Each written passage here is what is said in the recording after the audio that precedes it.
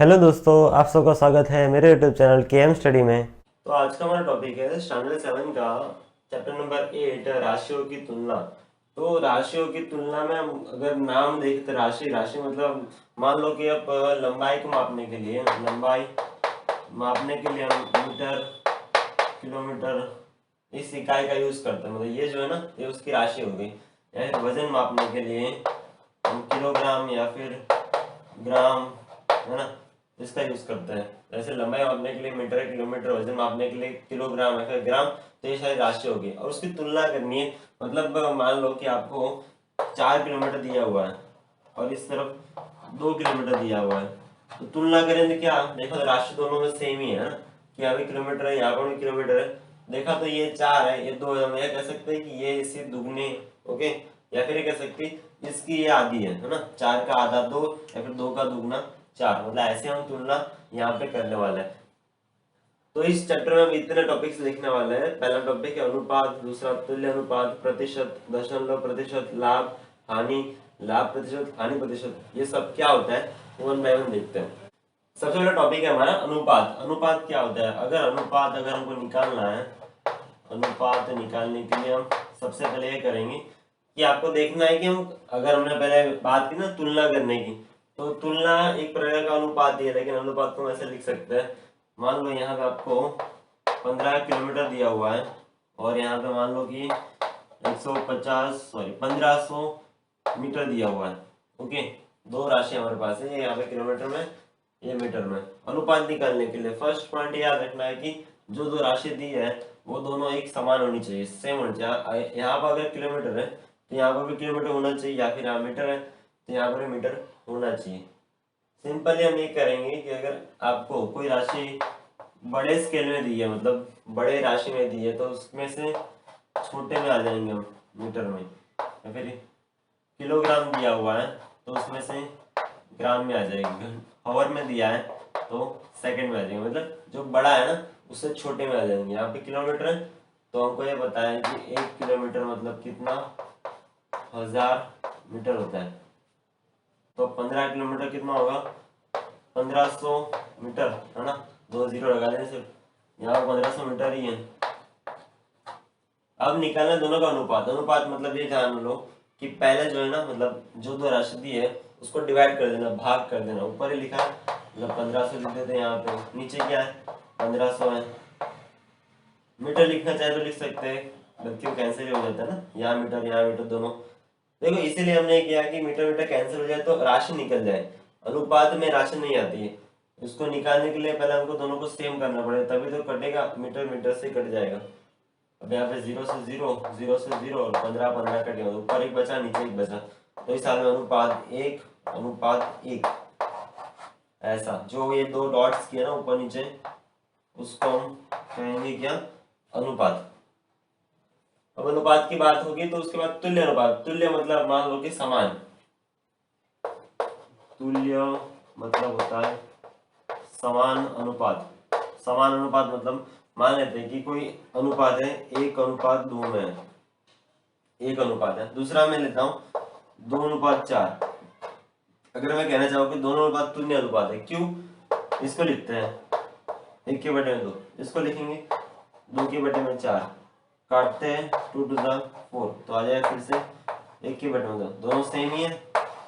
मतलब दोनों का उत्तर हम सिंप्लीफाई करें उसका तो दोनों का उत्तर सेम ही आ रहा है, इसलिए वो दोनों तुल्य अनुपात होंगे। तुल्य अनुपात मतलब समान अनुपात होंगे। या फिर दूसरा भी ले सकते हैं, यहाँ पे 3 और 6, ये भी हो सकता है। क्यों? 3/6 करा, 3 to the 6, तो आगे वापस से 1/2, मतलब ये भी उसका तुल्य अनुपात है। तो ऐसे हम कितने भी अनुपात हम तुल्य में लिख सकते हैं, समान में लिख सकते हैं। आगे बढ़ते हैं प्रतिशत। देखो प्रतिशत ये होता है, प्रतिशत के बारे में हमको ये पता है कि वो हमेशा 100% में होता है ना।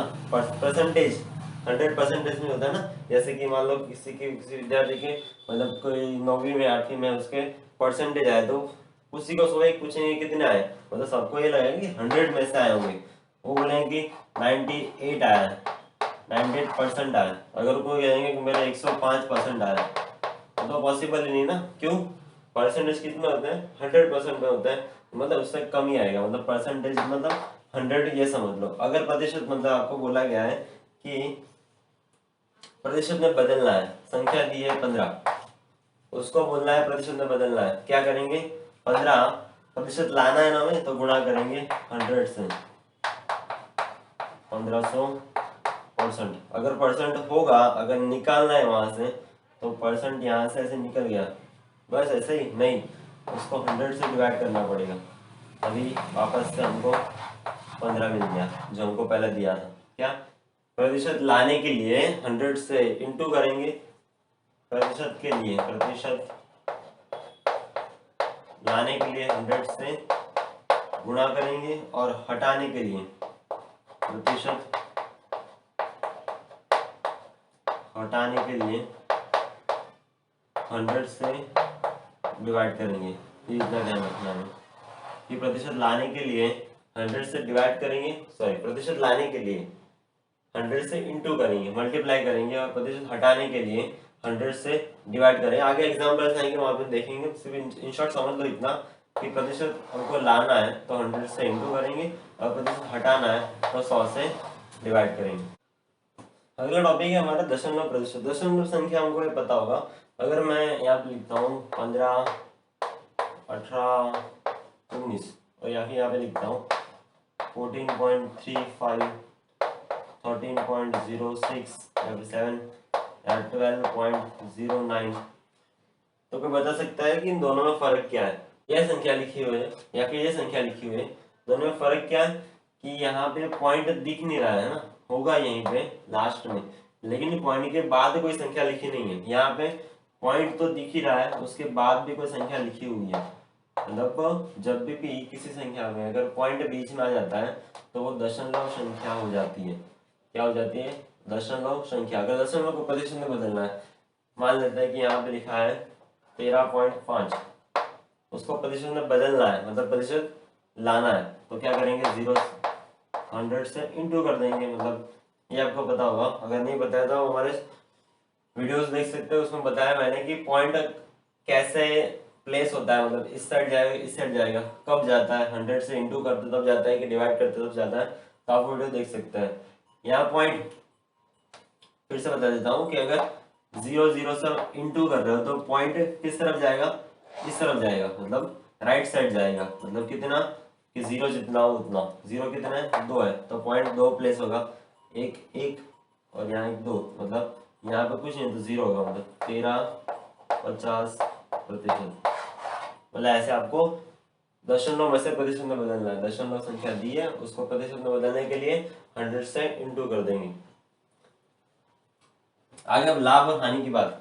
अब लाभ और हानि आप सबको पता होना चाहिए कि हम जैसे कहीं पे भी खरीदारी करने जाते हैं या फिर कुछ चीज लेने जाते हैं, तो आपको ये पता होगा कि लाभ किस अवस्था में हो सकता है। अगर लाभ माने तो कब हो सकता है? मान लो कि एग्जाम्पल से समझते हैं हम कि मान लो कोई पेन है, एक पेन जो आपने दुकानदार से खरीदी है 5 रुपए में। कितने में खरीदी? 5 रुपए में खरीदी है, और आपने अपने किसी दोस्त को उसको 10 रुपए में बेच दिया। वही पेन को आपने अपने किसी फ्रेंड को, अपने मित्र को 10 रुपए में बेच दिया, तो पड़ी कितने में आपको? खरीदी कितने में आपने? 5 रुपए में। बेची कितने में? 10 रुपए में। मतलब आपने जो खरीद मूल्य खरीदा ना, उसलिए वो खरीद मूल्य, खरीद मूल्य, और एक बेचा मतलब क्या? विक्रय मूल्य। बेच दिया ना आपने, विक्रय मूल्य। अब अगर विक्रय मूल्य बड़ा होगा, बड़ा मतलब ये वाला साइन जो बड़ा खुला मुंह है ना, वो बड़े की तरफ होता है, इसलिए बड़ा विक्रय मूल्य बड़ा है, तो इस हिसाब में आपको लाभ हो रहा है। सिंपली समझ सकते हैं, किसी चीज आपको 5 रुपए में पड़ी है, खरीदी है आपने, अगर आप 10 रुपए में बेचते हैं तो आपको जाहिर सी बात है 10 माइनस 5, मतलब आपको 5 रुपए का लाभ हो रहा है।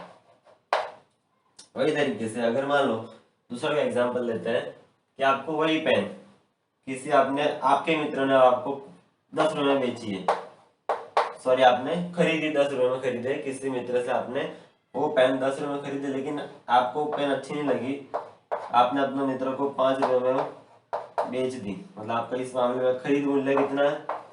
10 रुपए। खरीद मूल्य और ये 5 रुपये आपका विक्रय मूल्य है। विक्रय मूल्य अब इस साल में देखते तो खरीद मूल्य बड़ा है ना, ज्यादा है, मतलब ये ज्यादा है और विक्रय मूल्य कम है, तो इस साल में आपको क्या होगा, हानि होगी ना, जाहिर सी बात है हानि होगी। अगर आपने कोई चीज को 10 रुपये में बाय किया है, खरीदा है, अगर आप 5 रुपये में उसको बेच देते तो आपको तो हानि हो रही है ना, 5 रुपए की लॉस हो रहा है आपको। यहाँ पे 10 में बेची, सॉरी 10 में खरीदी, 5 में बेच दी, तो 10 - 5 मतलब 5 रुपये आपको हानि होगी इस साल में, है ना। अब समझ गया कि लाभ और हानि कम हो सकती है। याद रखना है कि अगर खरीद मूल्य कम होगा और विक्रय मूल्य ज्यादा होगा तो उस साल में आपको लाभ हो रहा है ना। विक्रय मूल्य ज्यादा है, खरीद मूल्य कम है, तो लाभ होगा। अगर खरीद मूल्य ज्यादा है और विक्रय मूल्य कम है तो इस साल में आपको हानि हो रही है। तो ये दो चीज याद रखनी है कि अगर खरीद मूल्य कम है, विक्रय मूल्य ज्यादा है तो लाभ हो रहा है, अगर खरीद मूल्य ज्यादा है, विक्रय मूल्य कम है तो हानि हो रही है। तो हमने देखा कि लाभ कब होता है, हानि कब होती है। चलो हमें तो पता चल गया कि लाभ हो रहा है कि हानि हो रही है। तो लाभ प्रतिशत निकालना हो तो कैसे होगा, लाभ प्रतिशत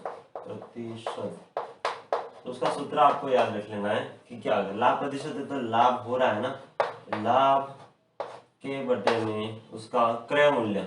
देखो आप क्रय मूल्य मतलब आप सोचेंगे क्या है, तो क्रय मूल्य मतलब वही है आपका जो आपने खरीद मूल्य बोला था ना अभी आपने, खरीद मूल्य को हम क्रय मूल्य भी लिख सकते हैं, खरीद मूल्य वही क्रय मूल्य भी है। और दूसरा आपका विक्रय मूल्य है ही, मतलब आपने जो चीज जितने में बेची होगी ना, जितने में बेची होगी वो विक्रय मूल्य है और जितने में खरीदा है वो आपका क्रय मूल्य है, खरीद मूल्य है। लाभ के बटे में क्रय मूल्य गुणा 100। अगर ये सूत्र से आप करेंगे तो आपको मिल जाएगा क्या, लाभ प्रतिशत। अगर हानि प्रतिशत चाहिए, हानि प्रतिशत मतलब क्या होगा, यहाँ लाभ है, क्यों यहाँ पे लाभ था इसलिए, या हानि है तो क्या लिखेंगे, हानि के बटे में, यहाँ क्रय मूल्य तो क्रय मूल्य ही रहेगा, गुणा 100 कंपल्सरी है। मतलब आपको इस सूत्र से आपको क्या मिल जाएगा, हानि प्रतिशत। फिर से एक बार देख लेते हैं, लाभ प्रतिशत बराबर लाभ के बटे में क्रय मूल्य, क्या, लाभ प्रतिशत बराबर लाभ के बटे में क्रय मूल्य गुणा 100। वैसे ही हानि प्रतिशत बराबर हानि के बटे में क्रय मूल्य गुणा 100। अगर आपको पूछा होगा कहीं पे कि आपको कुछ, मान लो कि आप बिजनेस कर रहे हैं, कोई काम कर रहे हैं, तो आपको एनुअली जो वार्षिक रूप से जो हिसाब करते हैं उसमें देखें कितने प्रतिशत का आपको हानि हुई है, कितने प्रतिशत की लाभ हुआ है, कितना प्रॉफिट हुआ है। तो कंपनीज के ना नंबर्स बाहर निकलते हैं कि कोई कंपनी है उसने अपने फाइनेंशियल ईयर मतलब अपने एनुअल ईयर में 150% का लाभ किया है। मतलब आप सोचेंगे अभी बताया ना कि लाभ तो 100% नहीं होता है, तो 150 कैसे, मतलब ऐसे अगर करेंगे ना, मतलब एनुअली जो निकलता है वो प्रतिशत 150 भी हो सकता है, 1500 भी हो सकता है, 15,000 भी हो सकता है। वो डिपेंड है कि कंपनी कितनी ग्रो कर रही है या फिर कितनी उसको प्रॉफिट हो रहा है।